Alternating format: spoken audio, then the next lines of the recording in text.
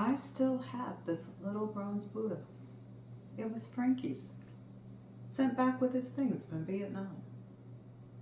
I was about 10 at the time, maybe 11.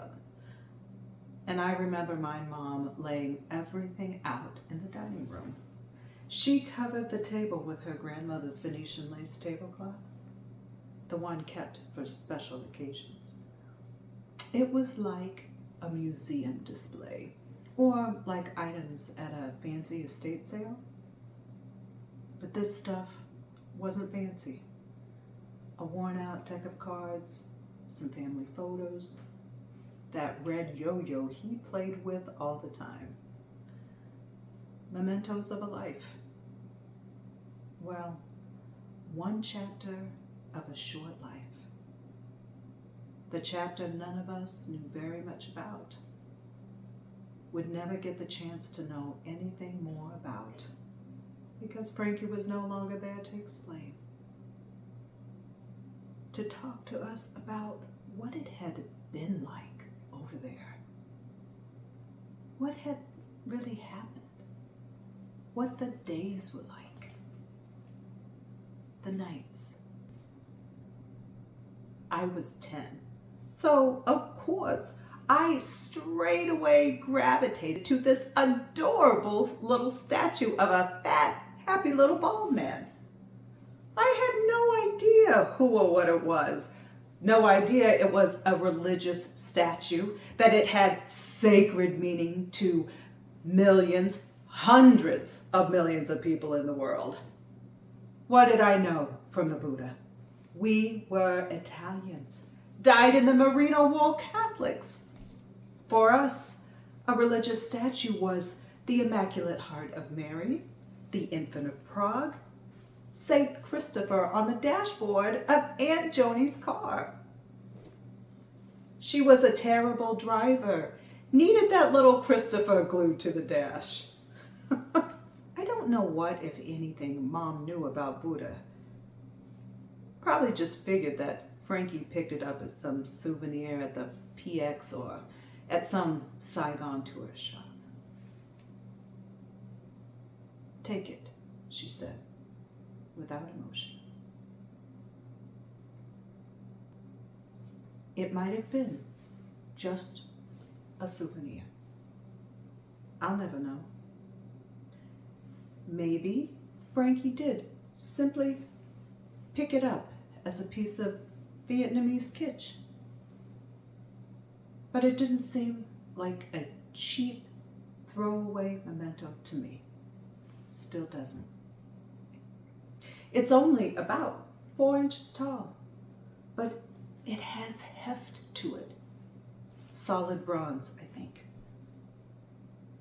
And I like to believe that it was created as an object of reverence, not just some piece of curiosity.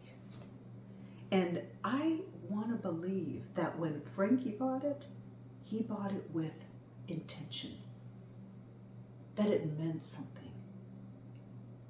Maybe he kept it in a place of honor next to his bunk, watching over him at night, or kept it safe in his footlocker next to those family photos in that damned red plastic Duncan yo-yo.